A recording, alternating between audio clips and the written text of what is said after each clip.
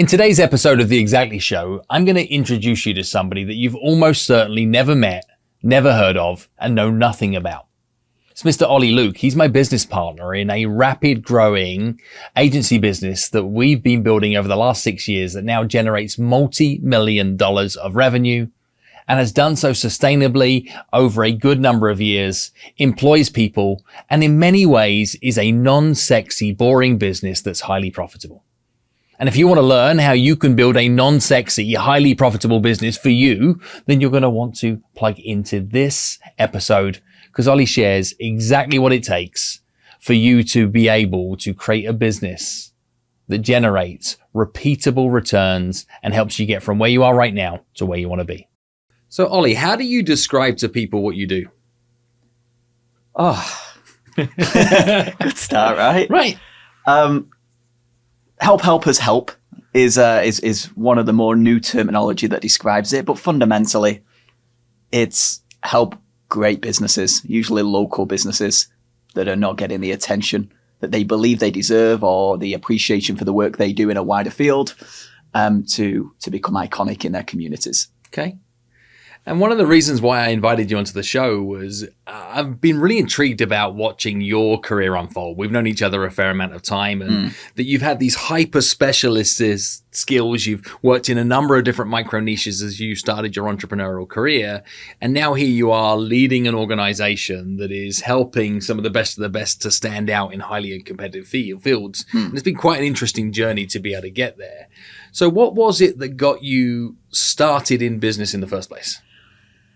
It's been a ride, and are we born with that entrepreneurial DNA, or is it something that we've learned? And I'm not too sure. And I think the first thing that opened my mind up was I come from a heavy working class family. Nobody's a business owner, but the curiosity around it was the thing that I think got me. And it was predominantly my mum's boyfriend at the time when I was growing up, who just used to talk about his job. It's like, the guy who runs our company does this, and this, and it just created curiosity. Well, my first kind of jump into business ownership, and I'm going to say that very loosely, was at 15. I got all my money that I got from my birthday. Like, my nan gave me £20, and I collated it all together. And rather than going out and buying some new sneakers, new trainers, or whatever it would be, I bought a website on eBay. I was like, I'm going to buy a business. Like, that's a way to make money, have everything that I want. And at the age of 15, I thought, what's the coolest business that I could run? What would be the way to get all the girls in school, be the coolest guy at school? And I somewhat stumbled upon the idea of buying a sex toy website. Okay. So I didn't think we were going to get to that quickly. Yeah. So I thought, okay, I'm going to start a sex toy website. And I thought, if you build it, they will come in both aspects of the word. And it failed horrendously, right? I launched the website, I connected it to my PayPal, I indexed it with Google, and I sat there pressing F5 and refreshing on the sales and going, something's not right here. Why have we not got sales? Why are these not flowing through? And then I quickly realized that marketing's probably an important thing. How do I get people to the website? I started by doing all the things wrong. At one point, this is a scarily true story, we created leaflets and we just posted them in a local neighborhood. Go to this website if you want to buy these kind of suspicious items. So I remember posting them, and the complete naivety of a 15-year-old, posting them and then walking down the street and some bloke had just come out his front door like that. And I was like, quick, on to the next street. So spam marketing. Spam marketing, just bombarding people with inappropriate pictures through their mailbox was definitely the strategy.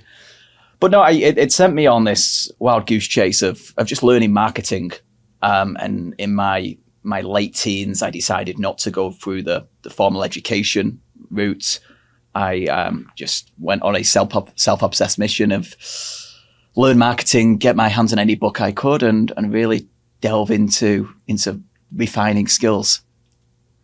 There are a lot of people that are browsing the internet looking for the get rich quick program. They're looking to be able to say, well, how do I start a side hustle that's going to earn me 5, 6, 7, 9, 11, 15 figures, whatever it is that we're talking about next is the right number of numbers that indicates that somebody's successful.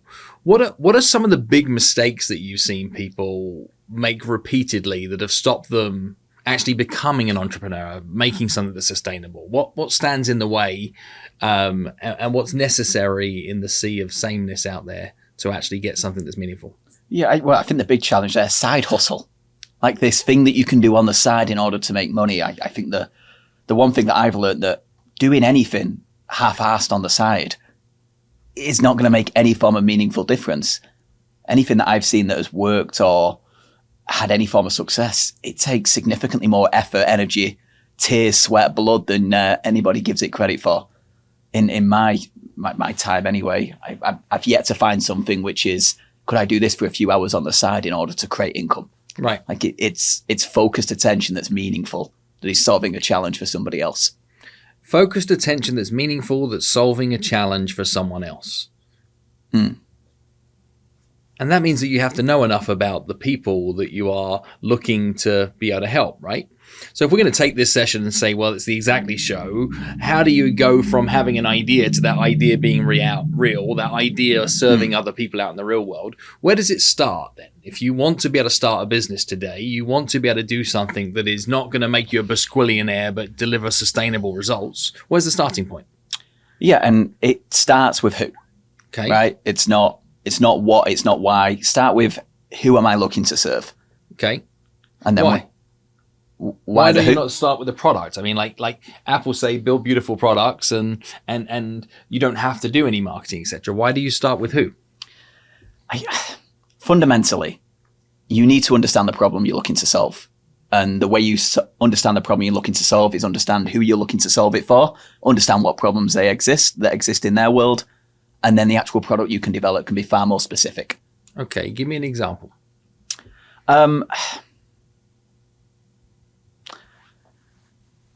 Give me some lens on this, because it's a big, wide one. Well, what would be an example of a problem that was worthy of solving that people are showing up with as a product or service offering? Like, let's say that you were any form of random business. Say that you've got a skill set and a passion of being an accountant. Okay. Why does you have to need to start with who, and what is the real problem you're looking to try and solve? Gotcha. Well, let's use the lens of accountants then.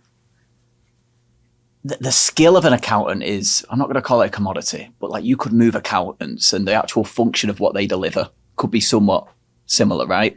If you understand the who first, you can now build your offering very much specific around the needs of the who. Okay. So if the who is, let's say it's a specific business niche, let's say it's high income individuals that have huge margins and a huge amount of cash that they're looking to pay minimal tax on or be wise with the way they structure it, like understanding who you're targeted to.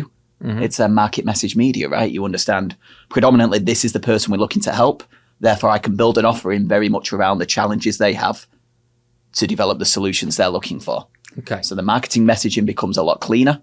The packaging and positioning of what you develop becomes a lot cleaner. By having a very specific niche, you can serve them to a much higher level. Okay. But isn't it all about having a massive following and creating a gazillion subscribers on a channel, or creating a number of followers that means you go viral with a video? Isn't that what we're looking to try to do first? I suppose it depends on your objective, but I don't know. We're in this funny world right now where unless you're getting constant gratification from strangers on the internet, what you're doing is not worthwhile. And I purposely try and avoid any use of social media, and I don't really post that much content outside of my very specific tight niche, which is literally about 3,000 human beings in the world. So I just understand the who for our business. Therefore, right. The content is very specific towards them. I understand the challenges that they're bumping into. I can speak very directly to them. I understand them with big depth. Yeah. It means that it's market message media is on point. And for context on this for you folks at home is Ollie and I co-founded a business called Orange and Grey that is focused on helping people in the hearing care industry stand out in their crowded local markets and deliver marketing content, marketing material, positioning, pricing, and packaging that means that they stand out versus their commodity market. So I'm putting Ollie under the spotlight today to say, how does that relate to other industries and other businesses too? That's why we're here. And we're seeing this sort of market message media fit play out, and it's starting with Who existing in even a random accountancy business. And I've got Darby behind the camera today as well. So Darby is here in our production, and I know you can't see her, but Darby, just throw us a random business, a random industry, a random sector, and see if we can put this through the lens too. Graphic design. So let's look at graphic design. Yep. And say, for example, that somebody is a graphic designer. Why does it start with Who there? Well, let's take an industry that is a commodity, right? Like graphic design, once we would take ourselves back, it was high skilled work. People needed specific equipment. They needed access to a product that wasn't available to most. Yep. Take Canva today. Like anybody can graphic design. I would hate to go out and hiring in the market for a graphic designer because everybody in the world thinks they can design graphics. So that's why I think you need to start with the why. Start with the who, sorry, because if you just say I do graphic design, you and everyone else, every man and his dog, so to speak. So starting with the who, you can get really specific, and let me put myself in the position I'm a graphic designer. I'd go, okay, where is the potential money? What could I be specifically niched in? And I'd go, okay, what about companies that are looking to raise finance and need pitch decks? I'm going to be the best graphic designer at understanding how to create a really effective pitch deck. And it's a random example, but I'm looking at the who specifically. And then from there, I can build an offering that says, if people need this, I'm now positioned as the man. And let's play that, right? So you could be the who for startup founders looking to be able to create a more compelling pitch deck. And that would be one choice about why you'd start with who. Yet the trouble is if you're positioning yourself towards a who that is trying to raise money, they might not necessarily have money to invest in you. Yep. So if you're in the graphic design business, then what you want to be looking at is you want to say, yes, it starts with who, but it's who are you? Who are they? Who are you to them and who are they to you? Beautiful. Like it's getting all of that crisscross that sits in together. So if I was looking at saying, how do I win in graphic design, is I'd be going to the more expensive problems for people that have existing disposable income to be able to deliver upon that repeatedly. And I'd be making a choice of one of two directions. If I'm looking at who, it's like who needs repeated, repetitive tasks? Or who has high impact, high payoff tasks that they don't have the skill to hire in a sustained fashion. Absolutely. Now that could be as simple as, well, you could be the graphic designer for local bars and restaurants that are running local events and need to have them be positioned every Friday night, and it changes every single week for them to need to have wall posters and graphics and social media material to be able to show that you know what's going on there. And then you can lead because you know the people. And that might be where you go if it was repetitive. But if you were looking for premium price points, well, you might look at being, professional speakers or existing influencers or personal brands that are needing to create maybe slide decks for presentations. What if you were the graphic designer that could help people produce incredible slide deck presentations? What would somebody pay for a 25 slide deck if it was to show up in 50 high fee presentations year after year? They might pay more than that for that than the generic presentation slide deck for small startup that's looking to raise $50,000. Right? Absolutely. So this, I think, is why you're right here, is it starts with who. It always has to be like, who is it you're looking to serve? What are the problems they're trying to solve? Who are you to them and who are they to you? And how do you then start to be able to show that you're the right person in that given environment?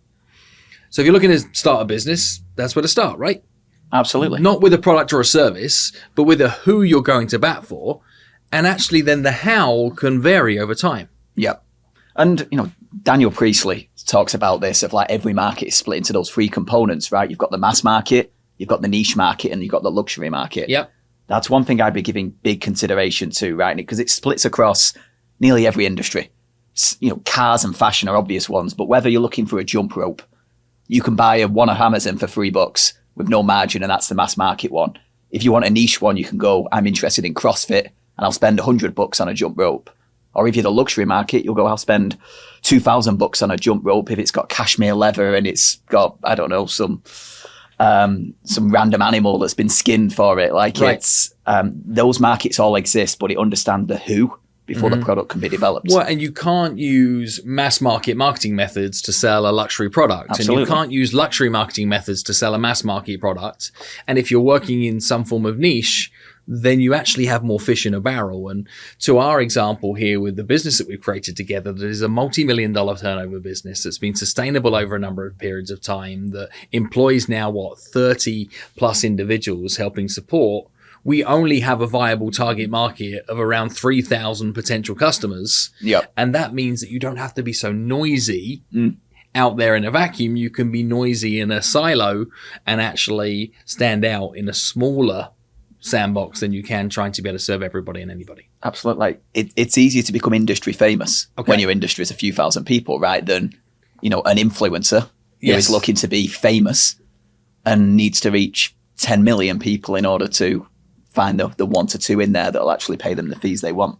And when you know who you're looking to be able to serve, then what you can do is you can find where those people hang out. You can look at what might be the right message that fits towards those people. You can choose the right modality. You don't go putting naughty flyers through people's doors that cause upset. Absolutely. Okay. But it's the depth of understanding the who, right? It's not like, because if I was watching this and I take myself back 10, 15 years when I was more starting my career, you could be misled to believe that what you need to do now is find an industry where there's money and focus your attention on that. But you need depth of understanding. Like, don't go, okay, I'm going to target people who are targeting private equity funds to raise finance, but I have no idea what private equity is. I'm going to Google it. Like, you need depth of understanding in order to understand the challenges they're looking to solve. Right. And that takes a little bit of time or experience. So that probably means that if you're looking to start a business, then the who either needs to be a group of people who you're passionate about caring about, or a group of people that you already have some proximity or access towards, or a group of people that historically you have a huge amount of insights towards. And it's funny, what you remind me of today is I was speaking to a real estate group just yesterday that are looking to reposition how they are valuable and why they're worth their money. And they were struggling to say, well, how do I reach out and find new clients? And I said, well, what did you used to do before you were a real estate agent? And they're like, I know this one. And they said, I was an engineer. I said, could it be possible that there are engineers in your locality that might be looking to be able to move house? Why can't you be the real estate professional to help people engineer their next home purchase? Why can't you actually show that you know the difficulties and obstacles that show up inside somebody's job of that nature? Yep. Why can't you show that you then know that if somebody has an engineering background, they're likely to have this concern, this need to have a level of understanding about the buying and selling process that might be different than somebody that comes from a different background? And they're like, bing, light bulb. You find your space where you can be a marketplace of one. And that's this who piece. How did you find that out? Which The element? whole sorry? that it starts with who. How did that come to you as being the starting place for any new business idea? I think a lot of experience. I've worked in so many different industries and had exposure to so many different industries, and really the hearing care industry was a complete weird accident, right, between you and I. And maybe it wasn't an accident in your world, but it almost felt like an accident to me. But yeah, I think that's been the lesson I've learned. There wasn't like a light bulb moment where, whoa, it's the who. It's been learned from actually going from a freelancer that touches lots of businesses to actually going, okay, business owner with depth of an industry and something that's sustainable for the long haul. So in your early career, you'd provide a lot of services to a lot of different interests. Yeah. You have a superpower in writing copy. And that's how you and I first got connected, what was now over 10 years ago, I think. Jeez. For Ollie landing an email in my inbox that resulted in me hitting reply is like, I don't want to buy your thing, but I like the way you write. Can we speak about how you might be able to provide some services inside our business? And we've grown a business relationship from there. But you were a freelancer and you viewed yourself as having a business by exchanging time for money. Yep. Where was the transition for you to go from like I'm self-employed to I want to run a business, and what can other people learn from that? Yeah, so I built a little freelancer business throughout my early 20s, And I think it predominantly started when I read 4 Hour Workweek, because that was the first book that I think really changed my view of the world. Of everybody has told me this is the way you need to build a business, and a business needs to be this big thing. And then I was like, wait a minute, could I actually build something lifestyle focused here where I work when I want? And then, hey, it's lunchtime. I'm going to go and do something else now. So for much of my 20s, a large part of my early 20s, I built a freelancer business that didn't require that many hours, but I kind of enjoyed what I did, working for my local coffee shop, and then spent a good part of my time with an animal sanctuary that I used to go and spend like a couple of days a week at. So I had this perfect balance in my own view. And what was interesting, I suppose the catalyst was, my superpower and my time was spent on marketing and creating copy predominantly. And when you create marketing strategy and copy for other people, like your clients, and then you see them go on to do substantial sales, and you're sat there going, I've just been paid that, and they've just done, 6 figures worth of sales off the back of the copy and campaign that I produced. You kind of go, should I just back myself to actually build a business where I benefit from my own skill set rather than just being paid a fee in order to deliver it? And and I reached a point in my mid-20s. I had my first child at 25, and that somewhat changes your worldview on, actually, it's time for me to grow up a little bit and build something real rather than just trading my time for money.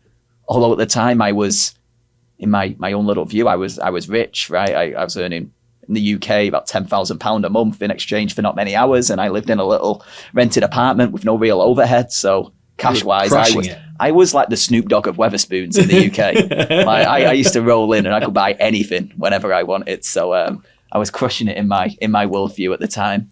And but no, I think I reached a point as a freelancer, and I back myself to, I think I've got the skill, the energy to do something bigger here. Okay. And fear and dread of not fulfilling that, I couldn't imagine still being a freelancer position now. I'd feel it was unfulfilled potential. Okay. Got it. So it would feel like unfulfilled potential if you were to look back on it. What are the transitions that you went through from being hustling successful freelancer to now being the visionary leader inside a multi-million-dollar business? It's a lot of maturity is the biggest one. And I think that was a combination of the age that I've done this in, going from like I don't know, maybe this is my own little opinion and my own history, but late 20s was when I felt like I grew up to be an adult. Okay. Like and maybe that's my exposure to the world and stuff that way. But yeah, so I felt like that was a sense of maturity. And then being a leader and a boss is one thing that has been a big lesson. Okay. I'm I wouldn't say a control freak, but I like things done in a certain way. And when standards aren't met, it frustrates me. So many of the early days of the business, a lot of micromanagement, and I must have been a pain in the ass to work for. Okay. So over time, having that understanding and ability to let go, delegate, accept that some things aren't going to be done the same way you would do them, and that's okay, has been one of the more interesting challenges. So let's get granular with that for a second. Absolutely. Is where are there examples where you were micromanaging and then realized that might not have been serving you best? Well, let's get specific. I suppose this is like campaign delivery, copywriting, things that I know I can do really well, that I've got other people naturally needing to do, so I can be freed up to focus on the more meaningful things in the business. There's the specific ones, and back in the day, I was over the shoulder. What got brought to me, I was like, well, that's not right. Do it this way. And before you know it, they've done the work. I've done the work. I've decided my work was better. And nothing's actually being achieved apart from not helping that person to understand how to get better, but instead just taking it off them and saying, get out of the way. This is how it's done. I can do it in 3 minutes. It took you 4 hours. What we're doing. So yeah, they were the specific examples. Okay. And what were the consequences of you leading that way? You taking the work away from people, doing it for them, and them not getting those lessons. What were the consequences? You rip the soul out of employees.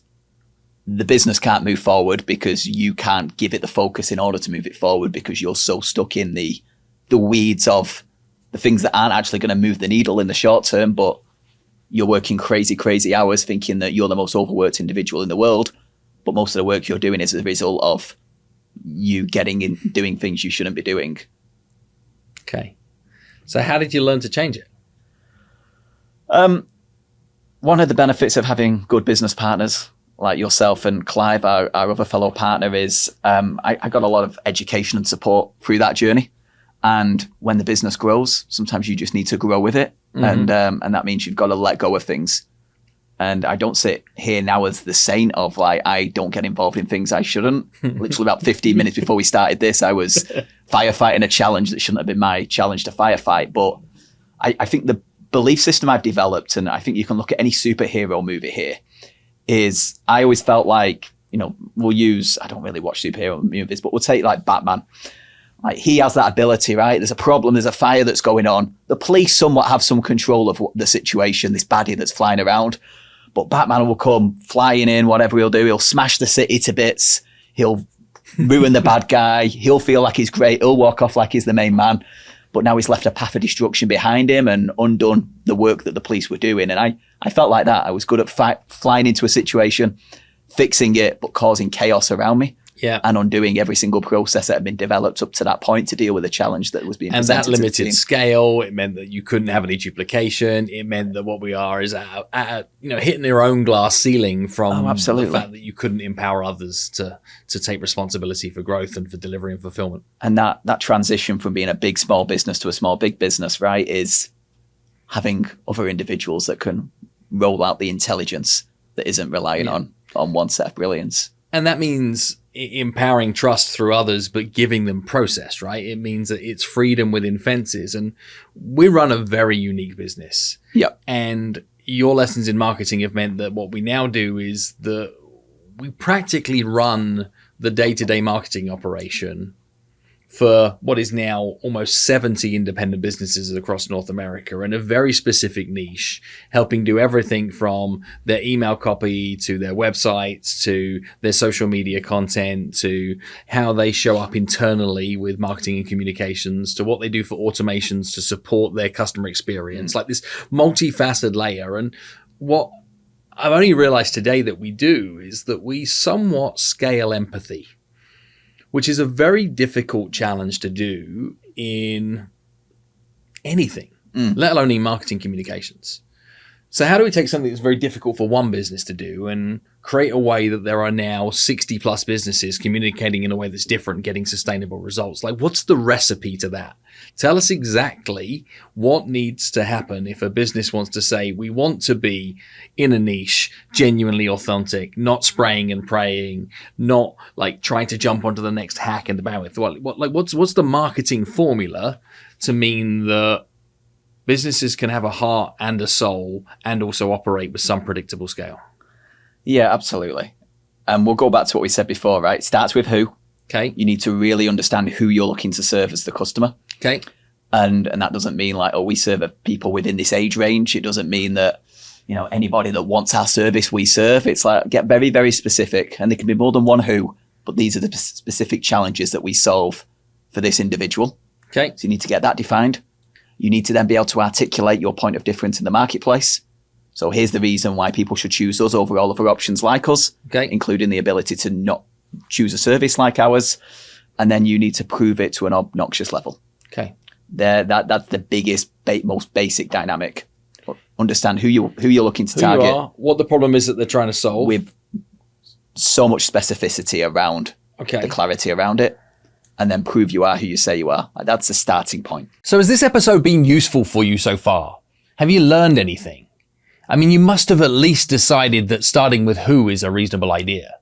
You must at least be thinking that having more specificity around the people and the problems that you're in the business of trying to solve for are worthy of some more intention, worthy of some more specificity. You're probably already realizing too that this is hard work. And that's what the Exactly Show is all about. It's about unveiling what hard work needs to get done for you to get the results that are only worth it if you're prepared to put the effort. And please, please, please do not wish it was easier. Work at getting better. And if you find this show helpful at getting you better at the things that you want to get better at, then remember to subscribe, remember to leave comment, remember to share with us what it is you liked about today's episode. So what specifically do you then do though, right? I get that. Yep. And this all sounds lovely, But if I'm like, what do I do with this today? I know that I'm a graphic designer and the people I want to serve are all the pubs and local restaurants and bars that are in my geographic locality. And the problem they're trying to solve is to communicate all of the events that they have going on so that they can drive more traffic so people buy more of the product that sits behind the bar and the food, etc. I understand that with clarity and I want to prove that I'm better than others. But what exactly should I look to do? Gotcha. So you've got the lens, you know who you target. Yep. You've articulated that we solve challenges like yours. You collect the evidence that here's how we've done it for other businesses like yours. Right. And then from there, it's communication, right? It's reach out to those restaurants, pubs. Okay. It's build relationships. It's have conversations that matter, right? It's building those referral partners in the community. Okay. I'm still lost as to what exactly I would be doing here. I get it hypothetically. Okay. I know who I'm looking to serve. I know I need to prove and take the body of evidence that I've had in the past to help show other people that we can do it for them too. But what am I working on? Like, if I'm trying to be able to build this business as a graphic designer, like, what am I building first? Am I building a website? Am I going all over social media? Am I trying to be able to say I got to build a profile on TikTok, on Facebook, on LinkedIn? And do I need a 5-page website, a 15-page website, a 405-page website? Like, what do I need to be able to build first to be able to give me a chance of winning with this? And we're going to use the lens of this graphic designer. Why not? Let's go there. Gotcha. Because much of this there's so much nuance, right? And it does understand who you're targeting. Okay. And, if I put myself in the shoes of a graphic designer right now, I think the business could be built without a website, fundamentally. Like it's a social media feed. If I'm looking to go, okay, I want 50 restaurants on a weekly basis or 50 bars, like this could be a social media channel. Really, it's a way to communicate with the people you're looking to solve the challenge for, to show that you can do it. Yep. With consistency and track record and an ability to deliver towards the outcomes they're looking for. So like all the nuance of like, do we need this? Do we need this? Do we need this? It all depends on what you're looking to do. But if we're applying this to the lens of graphic design, just keep it as simple as possible. Who are you looking to target? How can you prove that you help them solve that challenge and have a body of evidence to prove it? And then from there, it's the combination of how that meets. And how that meets, there's a lot of nuance to it. And this comes back to the market message media. If the market is those bars and restaurants, if the message is we help you solve that challenge for promoting events, then that's where the media comes in. Right. And the media could be physically going visiting them. It could be sliding into their DMs on Instagram. Yeah. Or it could be a direct mail piece to say, here's an example of our work and here's the challenge that we can help you solve. And what you're looking to do is to look like the business you want to grow into already, right? Is you want to look like you've been there and done this before, whatever that might be. Is if you've never had a client before, you want to look like you've got clients.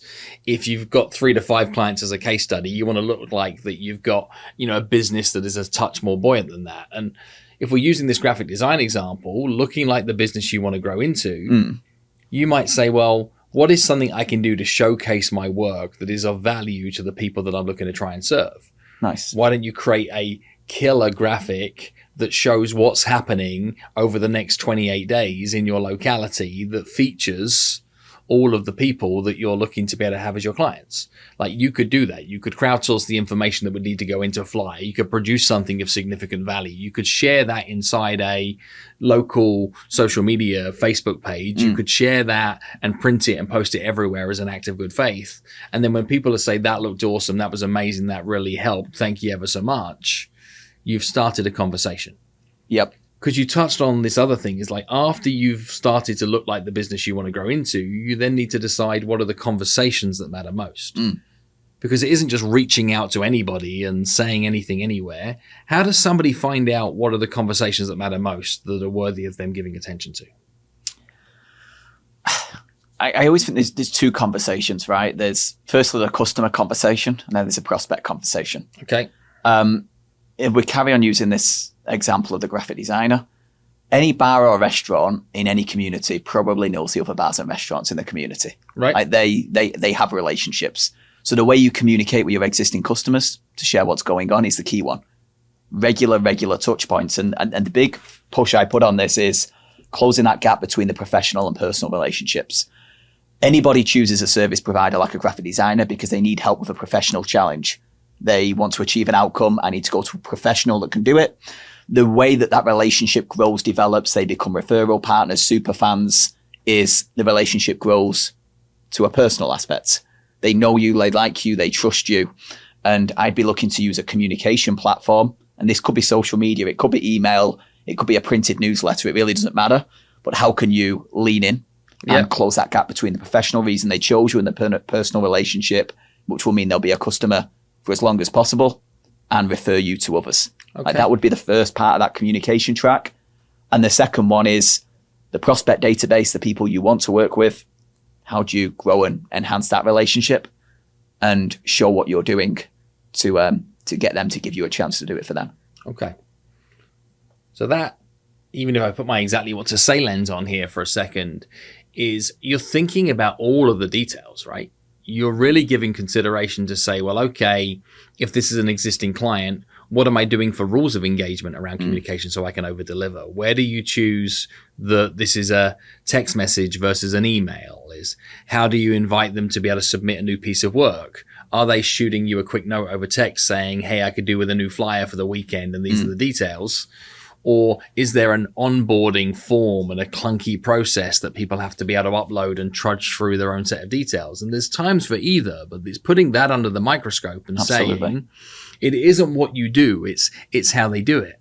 Like one of the biggest reasons we do business with brands like Apple and Amazon so regularly isn't because of the quality of the output necessarily. It's because of how easy they are to do business with.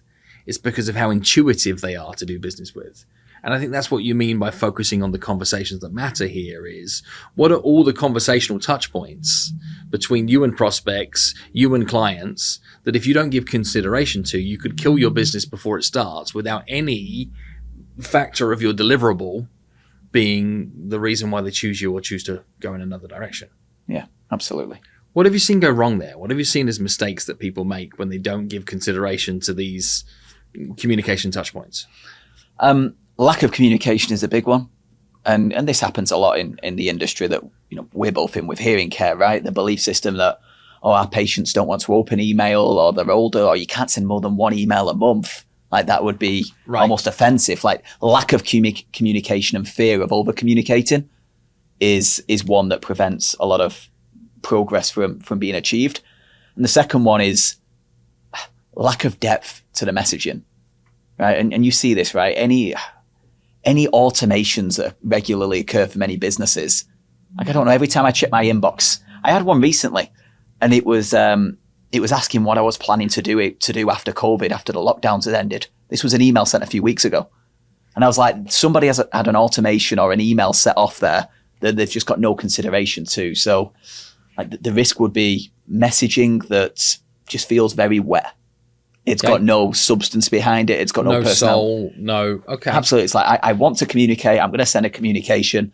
I have no idea what to write. Therefore, I'm just going to put something very basic in just so I can check a box and feel like I've done the job. Okay.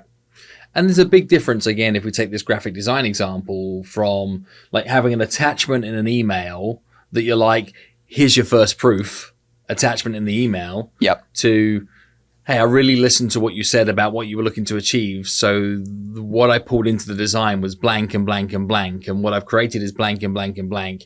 I think it looks great as it is. But if you think the font needs to be a little bigger, then let me know. And I'll make that as an adjustment for you to see by comparison. Yeah, absolutely. And we're using this example. It's like what I do is record a Loom video. And rather than say, here's the design, do you like it or not? Yes. It's like, let me give you a Loom video. Yeah, let me go through a video and share my working out. Like, here's why I did this. I thought this would look great here. I know this is important to you, so this is here. We need people to see this. You'd show that this isn't just mindlessly dropping things in. There's depth and passion behind the work. And showing that you know the people and the problems that exist in all of your major communicational touch points. And I still think one of the biggest high impact communicational touch points that we've found within the hearing care industry, that is, you know, the business that we've built out together, is confirming appointment communications. Everybody else in the industry creates a, here's your appointment, are you still coming communication. We create communications that says, do you know what to park? Do you know what to expect? Do you know how to enter the building? And we answer all those big questions that show that we're aware of the puzzles they might be trying to solve, given the fact that they are coming. So we assume they're coming to their appointment, and then we communicate with them to help them have a more meaningful appointment experience, as opposed to checking you're still coming. Absolutely. And when we look at conversational touch points like the delivery of the hearing devices, they're not coming for a fitting. They're coming for their preliminary fitting, which then allows you to have some space for further adjustments. It allows it to be less than perfect, all because you're looking at the conversations that matter most and how that impacts longevity. Yep. So I guess the invitation to every business owner is, do you know the conversations that matter most in your business right now? And are you giving enough consideration to how those conversational moments are either helping or hurting? Got it. So what we do is we start with who. Yep. We then start to look like the business you want to grow into. So this isn't fake it till you make it. This is control what you can control and start to look. Yeah. And if like you haven't what the got a aspiration- portfolio, build a portfolio. Correct. Right. Yeah. And the business that you could want to grow into could be a Instagram page with 60 examples of things that you've worked on for local business, 60 examples of things you've done for others. Like it blows my mind the number of hit ups I get in my inbox on a daily basis of people offering to do video editing services for me for my Instagram account, and their Instagram account was created 3 weeks ago, has 3 posts on it, and they have 116 followers, but they're making a promise to me that they can turn me into a super famous Basquillionaire that is 10xing every version of revenue that we could create. And you're like, I don't believe you, because you don't look like the business you would want to grow into. Absolutely. It's a miss. And I think this is happening in a lot of different areas. Is you think like, I'll do it when I get there. What you're saying is you have to do it first and then you'll get there. Yeah. And we take the graphic design example. Like, you don't have to be paid to do the work. Right. Like, if you want to build a portfolio, I just see what event has that bar got coming up. Their poster's terrible. I'm just going to do a better job. That's it. And it's going to build the portfolio. It's going to build the evidence that, look, here's examples of the work I can do. You don't have to wait to be paid to do the work if you want to build something substantial. Correct. And prove that you're doing something that's going to deliver the results that you're aware of necessary. It's probably the best prospecting tool, right? If you go to that bar and say, that poster in the window, I've created something better for you, I can carry on doing this, you know. It's an easy more likely yes. to work, because right? most people don't quite know what better looks like until they see it. So you've come a long way in your career as an entrepreneur, as a business owner. You were individually brilliant. You had to get out of your own way a little and learn that sometimes that you need to let go. Yeah. Like, what's the support team? What's the support network that you've wrapped around you? And how would you encourage others to be able to learn from that experience, to realize they can't do it on their own? Yeah, it's. I think we're in a very fortunate space in the world now, right? Is depending on where you're based, jump back 20, 30 years, your support network had to be geographically quite close to you. Yeah. Whereas right now, you can find other people on the journey with a similar view of the world, with similar ambitions and goals, a lot easier than ever before. Yeah. Like, what a beautiful spot we are as a civilization of, like, we've got this ability that we can go, okay, I'm just going to find my group now.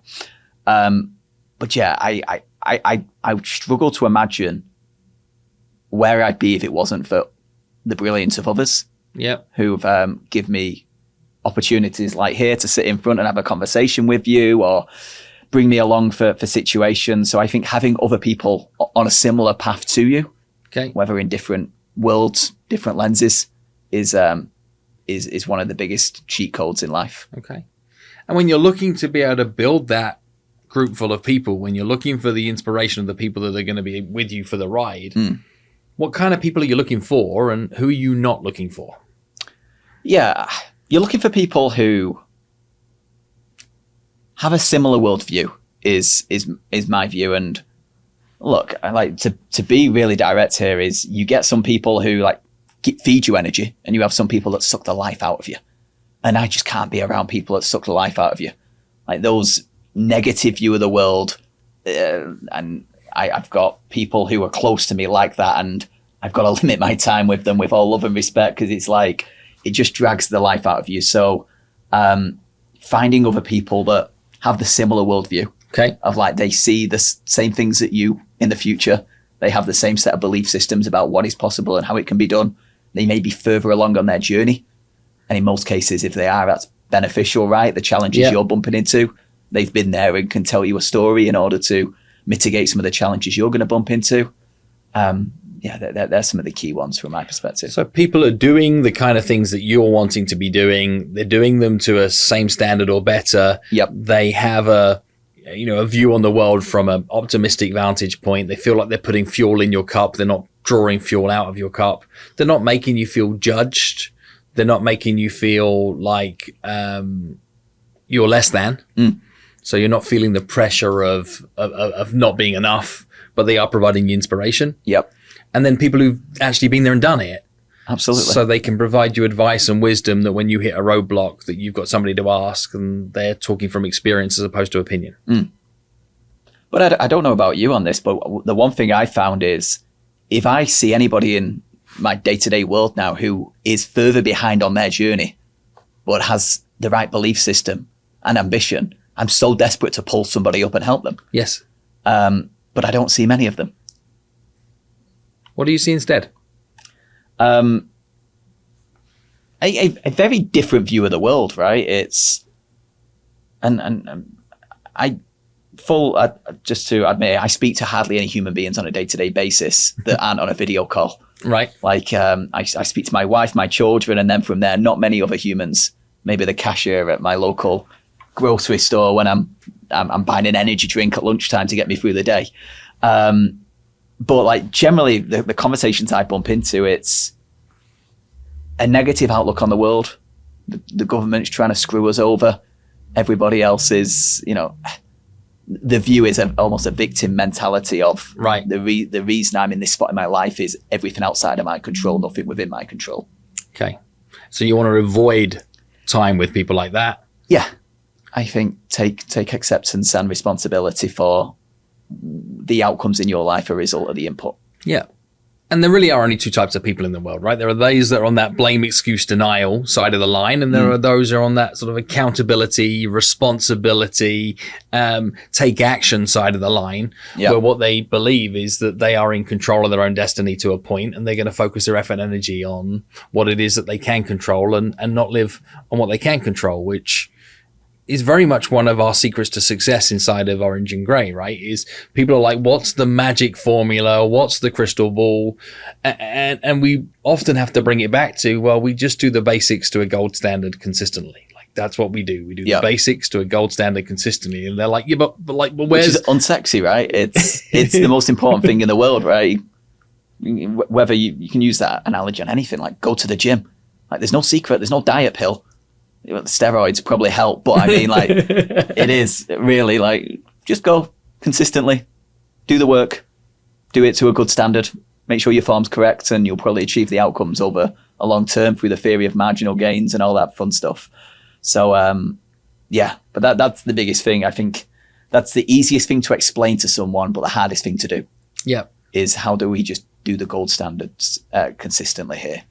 But yeah, I think that's been the secret sauce of our business for sure.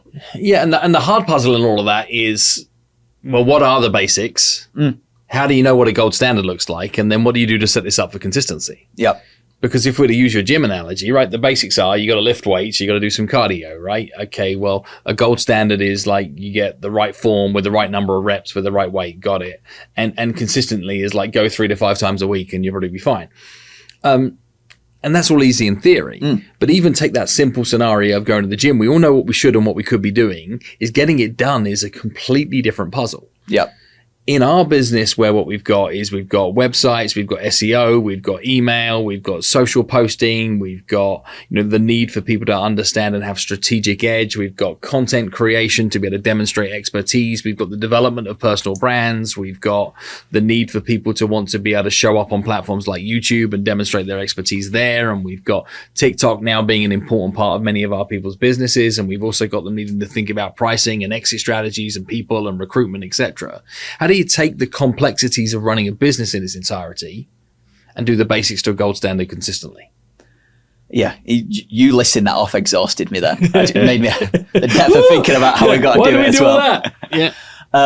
Well, fundamentally, it comes down to what are the basics. And the big thing you've listed there's a lot of nuance in them depending on what's looking to be achieved. But the basic foundations are strong sets of communications, strong sets of evidence that we are who we say we are, and then the continued approach of them. Like great patient communications, great database communications, great collection of evidence. And the evidence is, if we say that we help lots of people to achieve the outcome they're looking for, that evidence continually needs collecting. Yeah. If we say we're the experts, that evidence continually needs collecting. Evidence-based content needs developing on an obnoxious level. So like they're the basics that I see. Yep. Gold standard is always subjective, right? But gold standard is the best in the industry. Right. And then consistently, and how you set that up to be consistent is decide on the frequency and the right frequency based on what the data teaches you, and then double down on that with non-negotiables attached. Like systems, like processes, like checklists. Like resource, like the individuals who can help you deliver on that. Because if it's all down on your shoulders, it's probably not going to get done. Yep. Because you've got a cold, you feel sick. Can't find inspiration. You can't find inspiration. Yeah, something you've stubbed your toe in the morning. Stuff ain't getting done today. Right. But once you've got people who are accountable to get it done, it's probably going to get done. Okay. And that is it. You just do the basics to a gold standard consistently, and you're going to need to be able to systemize it. And I think that's why some people don't realize the success they're capable of, because they think what you need is individual brilliance. Or what's the one thing? What's just the one thing that you need to be able to do to be able to get it done? And here we are saying it's something different. And that probably means that for you listening in on this right now, wondering how do you get your business to the next level, it's defining your basics. It's getting crystal clear on where the standards could be elevated. And it's also looking at saying, how do you do this with more frequency? Absolutely. I find it fascinating that people say things like, I sent this email newsletter and it worked. And I'm like, how often do you send it? And they're like, once a quarter. Yeah. So there's a thing you do that works that you do inconsistently. Yep. Or I say, like, what is something you did that drove you your most new customers? They said, like, I put on this webinar, I ran this event, and we got all of our leads from there that became all of our clients. I'm like, when's the next webinar? And they're like, we haven't got anything scheduled. Yeah. Absolutely. And how often and how frequently should you look to be able to do that thing? I don't know. And I think any business that's been around for a little time, they know what works. Like what's kept them in business, what's put customers in front of them, what's put revenue in their bank. Just look at your data, focus on it, and go, okay, they're the things that work. Time to double down with consistency. It's got predictability to it. It's got repeatability to it. It can be systemized. Therefore, it can be delegated. Therefore, it can be automated. Therefore, what you can do is you can give yourself some time back to go and work on other things because you've got other people delivering on these promises. Nice. Where do we go from there? This really falls on collecting hidden money. Because every business has got it right. We all know fundamentally there's 3 ways to grow a business. Get more customers, increase average transaction value, increase frequency of purchase. Ignore the new customers one, just those 2. Of go, okay, how can we collect more money per transaction? And how do we increase frequency? Like they're probably the easiest levers that you can pull in your business to find a lot more money. I mean, if you're in the business of helping other people, whatever it might be, the easiest way to earn your money is to get it from their existing customers through either increasing frequency or growing prices, etc., and providing somewhere near instant ROI to your customers, right? And when have you not been able to do this? The only situations that come to mind when it's not been able to be done is if the business owner's in the way of it getting done. Okay. That won't work for us. Our patients won't do that. No, they can't. They can't give us more money more often. Not at all. Yeah. Like they're the only situations. This is applicable to any business. And what I've learned to be true from almost any business is that there are somewhere like 20% of your customers that would be happy to pay more if they were given the option. Yep. Somewhere like 20% of your existing database of customers is waiting for the opportunity of when they can do business with you again. They just need to be reminded to be able to do business with you again and have a good reason why now is as good a day as any.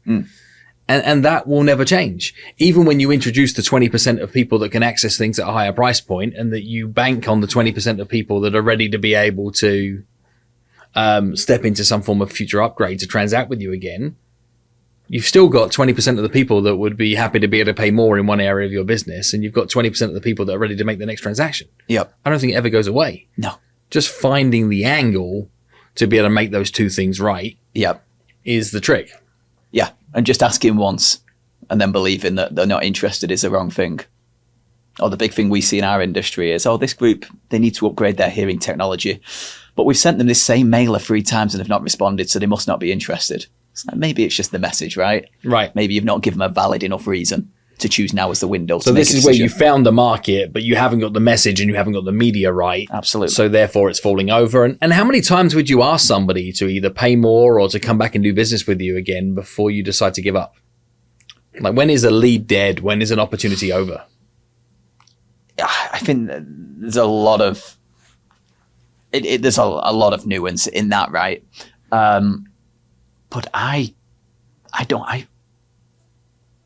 think you should always follow up, right? And dare I say, until you get confirmation that that person is no longer around on this planet, is where I'd continue to communicate with them.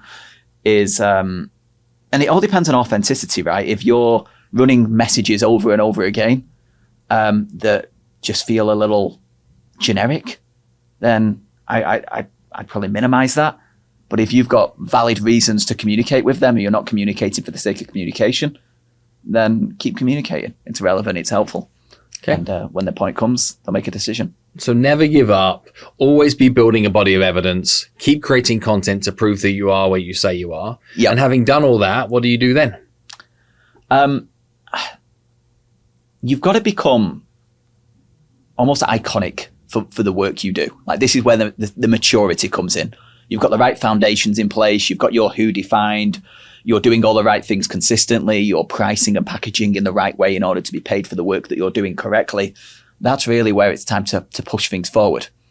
And there's a lot of businesses that know they do good work, but don't feel like they get the attention that they deserve. They feel like a bit of a best kept secret that only their customers seem to know about. The big push to go almost become iconic for the thing that you do is a ton of work to achieve, but really the thing that ensures that you're organically iconic, which I think is the key thing. Right. Because fundamentally, we're in Hudson, New York now. I'm sure there's a restaurant here that's iconic, that's well known by everybody that lives here. And it's like, how have they got there? They've either been around for a long time and they've always done a good job. They either advertise really, really heavy, therefore everybody just knows their name, or they've just got that many referral partners that everyone kind of points to them as the place to go if you want this type of food. Reputationally, they've got accelerated word of mouth. Absolutely. But organically iconic is the one you want, right? You want that reputation that people just know you. Yep. The topic of Italian food comes up. Everyone just says, go there. Yep. That's the place to go. I think of my buddy Ken Pozak, who is a real estate team leader in Orlando, Florida, but he has built a body of content repeatedly over a sustained period of time that has nothing to do with real estate, that is all about people having better experiences in Orlando. He's like Mr. Orlando, and he's running studies and research and data and presenting information to people about what's happening in the town and the direction that the town is traveling in. So not only does he be of greater support to that town as a whole, is when people think of that location, they think of him. So anybody moving to that area, he gets inbound referrals from outbound strategic partners. And that's one of the best examples I see of people becoming iconic in that locality. And I'm pretty sure that the majority of people listening to our conversation right now have no idea who Ken Pozak is. But in that community, in that area of the world, in that overlap between Orlando and real estate, Ken's the guy, famous in like a very small window is what you're talking about here from an iconic status point of view. Just being different, right? We've got a member that we work with, and he's collected a bunch of cars out of old movies. So he's got the Back to the Future car, he's got the Ghostbusters car, and in the community, he's pretty well known for that. And now we're combining that with his business, so he becomes the hearing guy that's got those cars. Right. And he spotlights one in every newsletter. And right now, every newsletter isn't like, here's the latest news on hearing healthcare, because who cares? It's like, check out this car. Here's the inside. Here's how I bought it. We've done this work on it. It was in this movie. Like, that's cool. That's fun. That's iconic. Okay. So we think we've pretty much just figured out how anybody could go from known or from unknown to known in just about any business randomly by coming up with a number of headers. And I'm trying to remember them in the order that they were shared. And you started by saying that if you want to build something that doesn't currently exist, you start with who. Yep. From starting with who, you then move forward to start to look like the business you want to grow into, and you build a shop front for that. You don't have to go too many steps ahead, but you do something that says that you've got some establishment. Then what you do is you look to elevate the conversations that matter and make sure that you're crafting your communications around all of those conversational moments in both spoken and written word. What you then look to be able to do is to ensure that you're surrounded by the right kind of people that keep you in the right mindset, that can provide you advice and the wisdom that's going to be required to get you to where you want to go. What did we jump to next? You jumped into you need your inner circle. You then need to implement the basics to a gold standard consistently. Okay. And you've got to define what the basics are and what a gold standard really looks like and Absolutely. how you add consistency towards this.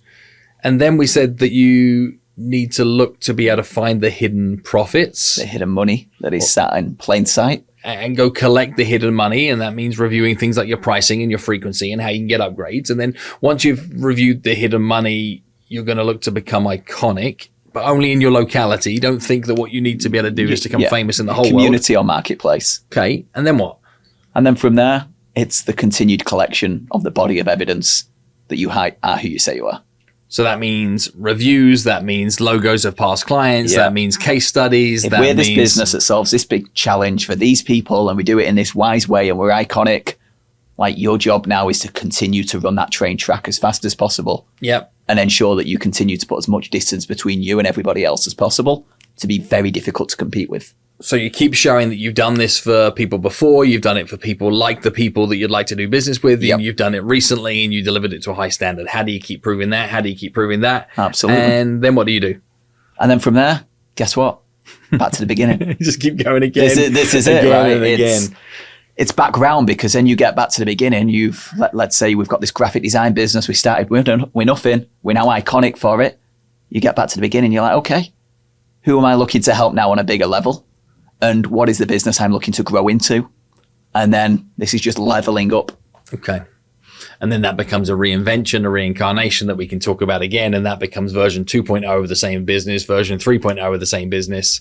And I love Apple as an analogy here is we are on iOS 18.1, whatever. Yeah. Isn't the same true with every business? I don't know a business that's been in business for 30 years that's anything like the business it was 30 years ago. Yep. I don't know a business that's been in business for 10 years that's anything like the business it was 10 years ago. And I don't know a business that's been in business for 5 years that's anything like the business it was 5 years ago. That continued reinvention and evolution. And I think that's why you never lose sight of that it starts with who. So true. Because you're not in business of doing the thing you do. You're in business of doing the thing you do for a specific group of people to solve a very specific problem. It is that easy and it's that hard. Absolutely. And you get brands like Apple, right, that solve that problem for a wider group of people on a more mass market approach. But if you're looking to build a good, solid business that gives you and your family the life that you want, you can be really niche with the who. Ollie, what else do you want people to know that they don't yet know about you? You know what? My life is very uninteresting, Phil, if I'm honest. The most uninteresting guest is what we've had here. I've got nothing to sell, nothing that is very interesting. I've got no crazy hobbies that I'm into. I don't go skiing at the weekend. I enjoy doing the work to make a difference in the world. I get most of my enjoyment from seeing other people win. And any free time I spend is trying to turn my 2 young boys into great men in the future. That is a simple and humble and beautiful promise. What do you want people to do differently as a result of listening to you today? Start with who. It is the biggest, because everyone who's looking to start a business, and my brother-in-law is just starting now, and the starting point is he's told me what he's going to do. This is a service we're going to deliver. But if he started with who, then he would have been much more specific in terms of the solution he's looking to deliver for that who. And I think we'll have a better journey as a result. So this episode, when we're talking about starting with who, if you're wondering who this was for you. This was for you to get an understanding about what it really takes to be able to go from idea to business that is sustainable over a period of time from a marketing point of view. No quick hacks, no shortcuts, no fast pass, no easy button. Just a series of meaningful steps that you can work through, that you can run on repeat, that are going to give you more of the outcomes that you're looking for. Ollie, it's been a delight to have you here on the show. Pleasure. Thank you.